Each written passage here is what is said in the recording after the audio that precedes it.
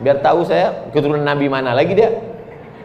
Kita semuanya bermacam suku bangsa di dunia ini ketemu pada Nabi Adam alaihissalam. Nah, saya mau menjelaskan di kota Madinah itu ada orang Islam, ada orang Yahudi, ada orang musyrik yang tak Islam. Tapi kemudian ketika datang pasukan dari kota Makkah mau menyerang, Abu Jahal, Abu Lahab mau menyerang Nabi Muhammad SAW di kota Madinah, maka semuanya bersama, tidak dilihat agamanya, semuanya menyelamatkan kota Madinah dari serangan orang yang datang dari kota Makkah. Maka hubungan orang yang ada di kota Madinah itu disebut dengan ukhuwah. Habis deh suara menjelaskan. Tak usah diulang sekali lagi. Di Madinah itu ada Yahudi Bani Nadir, ada Yahudi Bani Quraizah, ada Yahudi Bani Qainuqa, ada Yahudi Khaybar, ada orang musyrik penyembah berhala, ada orang yang tak Islam, ada umat Islam, ada orang munafik, tapi mereka bersatu mempertahankan kota Madinah. Kalau datang orang dari Makkah, Abu Jahal, Abu Lahab menyerang, maka mereka tetap menjaga persatuan. Orang yang ada di Madinah berbeda agamanya, berbeda Tuhannya, berbeda akidahnya, tapi menjaga persatuan di Madinah, maka dia disebut dengan ukhuwah. Yang tahu dijawabnya watoniyah, yang tak jawab, nah katanya. Pokoknya kena tiga-tiga. Islamiyah, watoniyah, insaniyah. Tak kena di pangkal, kena di ujung. Nah katanya. Lah, jadilah senang Ustaz tuh kata dia. Itulah yang dimaksud ini, bahwa Islam itu bukan serta-merta asal berbeda agamanya dengan engkau, halal kepalanya dipancung, potong kepalanya. Bukan begitu agama Islam. Maka apa ayat dalam Quran? Ini kan Ustaz ngasih contohnya dalam Quran ini. Kontekstualisasi. Wah, hebat judul. Itulah hebatnya orang Batam. Kalau di tempat-tempat lain pengajian itu paling marilah kita ikhlas, marilah kita tawakal, marilah kita bantu pembangunan masjid. Kalau Batam tak main judul-judul gitu. Kontekstualisasi Al-Quran. Maka dalam Quran dikatakan, la yanhakumullahu 'anil ladzina lam yuqatilukum fid din. Kalau orang yang berbeda agama dengan engkau, dia tidak memerangi kamu, walam yukhrijukum min diyarikum, tidak mengusir kamu dari kampung halaman kamu. Dua syaratnya. Pertama, dia tidak memerangi kamu. Yang kedua, tak diusirnya kamu dari kampung kamu, maka kamu balas dengan dua. Antabarruhum, buat baiklah sama mereka. Wa tuqsitu ilaihim, bersikap adillah kamu, jangan sampai tak adil hanya karena beda keyakinan. Kalau mereka tidak mengusir kamu dari Batam, mereka tidak membunuh kamu, maka kamu balas dengan dua. Berbuat baiklah kamu dan kamu bersikap adil, maka dua dibalas dua. Itulah ajaran Nabi Muhammad SAW. Maka disebutlah kedatangan Nabi Muhammad itu, wa ma arsalnaka illa rahmatan lil. Tak ada bunyi ayatnya, wa ma arsalnaka illa rahmatan lil muslimin. Tak ada. Wa ma arsalnaka illa rahmatan lil mu'minin. Tak ada. Wa ma arsalnaka rahmatan lil sahabat Uwas. Tak ada. Yang adalah diutus Allah Nabi Muhammad itu menjadi rahmat bagi semesta alam. Makanya Nabi ketika melepas pasukan, apa kata dia? Satajiduna rijalan fis sawami. Nanti kalian kalau pergi perang, kalian akan berjumpa dengan laki-laki yang tinggal di gereja. Apa maksudnya laki-laki tinggal di gereja? Dulu ada tokoh agama Kristen Ortodok tinggalnya di gereja, tak pernah keluar dari gereja. Maka la ta'ridu lakum, jangan kau ganggu mereka, kata Nabi. La taqtulu sabiyan murdi'ah, jangan bunuh anak kecil yang dalam kandungan. Wala syaikhan faniyah, jangan bunuh orang tua renta. Wala taqta'unna sajaratan, jangan potong pokok kayu. La taqiranna nahlan, jangan cabut pohon kurma. La tahdimu buyutan, jangan hancurkan rumah. Karena zaman dulu kalau sudah perang, ratakan dengan tanah. Anak-anak gadisnya halal. Setuju Pak?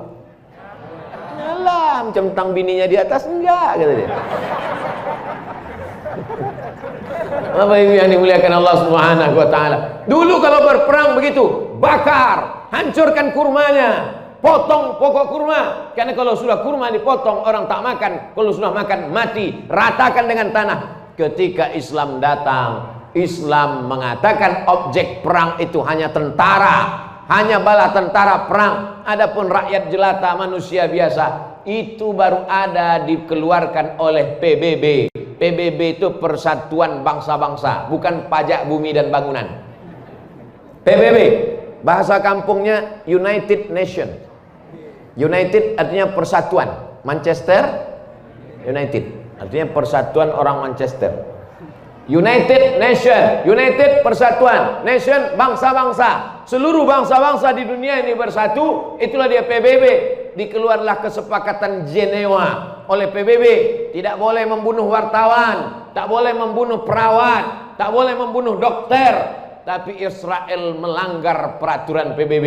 Maka ketika datang kapal Marmara, dari Marmara itu nama sungai, letaknya di Turki. Ada sungai namanya Sungai Marmara. Kenapa disebut Marmara? Karena di situ banyak batu marmar lah. Takkan batu bara. Karena di sungai itu banyak batu marmar, maka disebut dengan Sungai Marmara. Datanglah kapal Marmara dari Turki membawa bantuan ke Israel, ke Palestina, bantuan kemanusiaan, ditembak sama tentara Israel. Memang Israel ini luar biasa jahatnya. Di Indonesia ini alhamdulillah tak ada Israel. Mudah-mudahan tak jadi dibuka visa untuk orang Israel. Bayangkan kalau berdatangan orang Israel itu nanti ke Batam, apa yang kita lakukan? Tak bisa kita bedakan mukanya. Saya ketemu sama orang Israel nih waktu saya naik dulu ke Bukit Tursina.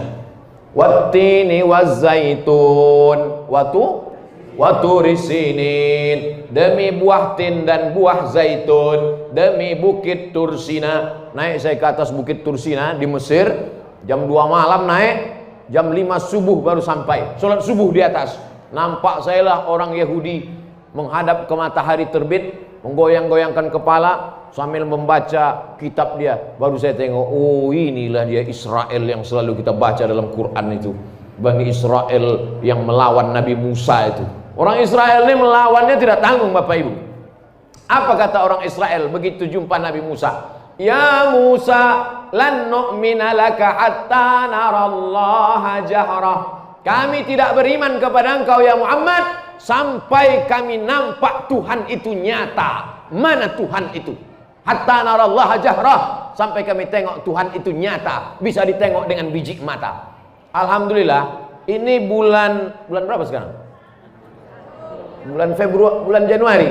Bulan Januari ini, Februari 2021, ini 8 tahun saya datang ke Batam. Saya pertama kali datang ke Batam bulan Februari 2013. Sekarang 2021. Berarti sudah 8 tahun saya datang ke Batam. Dalam setahun saya datang 2 kali, berarti saya sudah datang 16 kali.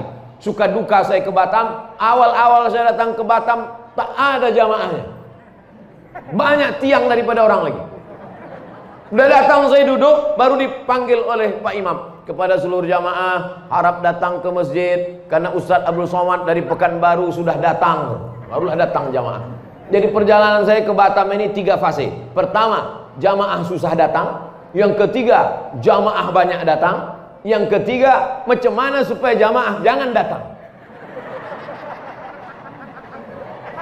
Itulah perjalanan saya ke Batam selama 16 kali datang ini. Yang pertama, bagaimana supaya jamaah datang? Dibuatlah pengumuman kemana-mana, di-share supaya jamaah datang. Tak juga datang. Yang kedua, jamaah paling banyak datang. Waktu tabligh akbar melimpah ruah.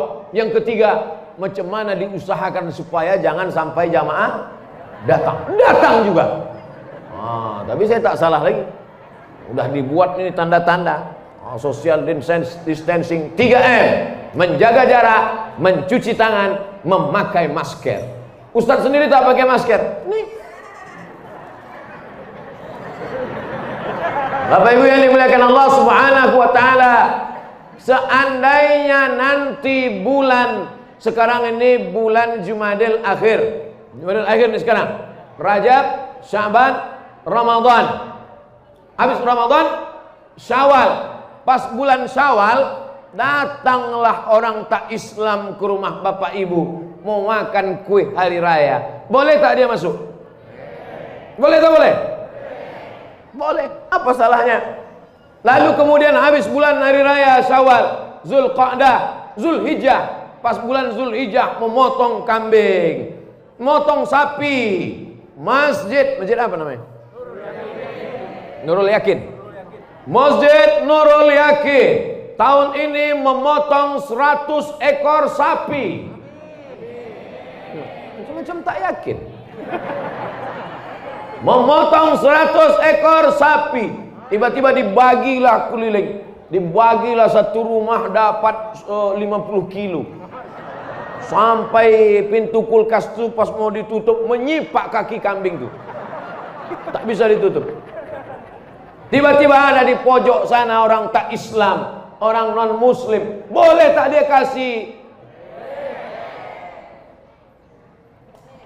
Mana dalilnya yang bilang boleh?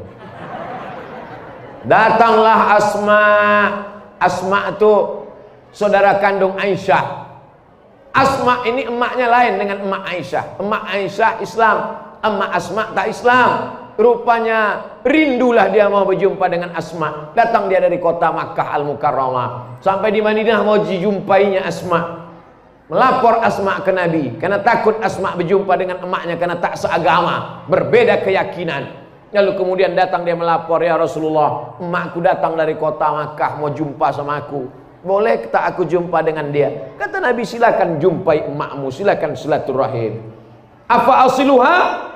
Boleh silaturahim. Afa utiha? Boleh aku kasih dia hadiah? Boleh aku kasih dia makanan? Kata Nabi, i'tiha, kasih dia hadiah, kasih dia makanan. Jadi kesantunan kelembutan Islam ini sampai hari ini alhamdulillah tetap terjaga sampailah di Batam ini. Tapi ada catatan. Jangan nanti gara-gara ini semuanya boleh sampai tak ada batasan. Wala ana abidum ma'abattum wala antum abiduna ma'abud lakum dinukum. Pak, besok Bapak tolong datang acara kita bersih-bersih paret gotong royong ya Pak. Masih ada gotong royong lagi? Alhamdulillah. Pak, besok datang gotong royong ya. Mohon maaf Pak. Kenapa? Saya mau ikut ibadah dengan tetangga saya. Kenapa? Ya ganti-gantian lah Pak. Tak bisa. Ya, ini bukan masalah sosial. Ini bukan masalah kemanusiaan. Ini bukan masalah menjaga Batam. Ini bukan masalah menjaga Indonesia. Tapi ini masalah la ilaha illallah. Jadi masalah berbeda agama ini jangan ajarkan Abdul Somad tentang berbeda agama. Karena Abdul Somad sudah diajarkan sejak. Jadi saya bukan teori aja ini. Saya bertetangga dengan non muslim. Ini rumah saya, ini rumah non muslim. Bertahun-tahun saya bertetangga dengan non muslim. Sampai hari ini saya tetap berkawan baik dengan tetangga-tetangga saya. Tak ada permusuhan. Yang berbeda ini adalah bahkan orang yang tidak pernah bertetangga sama sekali. Tapi dia dia paling hebatnya. Ini orang-orang begini cocoknya dibawa ke jembatan Barelang. Sampai sana kasih makan buah. Bukan mau dicampakkan ke bawah. Nah, saya akan menyampaikan materi ini sampai jam 6, jam 7.30. Sampai jam 7.30 azan Isya, sholat Isya. Saya tidak sholat Isya karena sudah saya jamak duluan tadi. Jadi jangan jamaah ikut-ikut sama saya. Kita tak sholat Isya, yang di luar nyantai pula dia merokok. Kau kenapa tak sholat Isya? Ustaz aja tak sembahyang. Nanti habis sholat Isya baru kita lanjutkan lagi tanya jawab. Tulis di kertas. Nanti saya jawab. Yang bisa, yang tak bisa saya jawab. Saya bawa balik ke Pekanbaru. Nanti saya buatkan videonya. Nanti saya buatkan video tanya jawab yang tak terjawab selama di Batam. Tonton di channel Ustadz Abdul Somad Official. Enggak, tak ada saya suruh subscribe, tak ada. Udah banyak, udah lebih 1 juta. Kalau dulu ya di awal ini udah banyak, lebih 1,5 juta dah. Untuk apa banyak-banyak subscriber kalau tak ada viewer?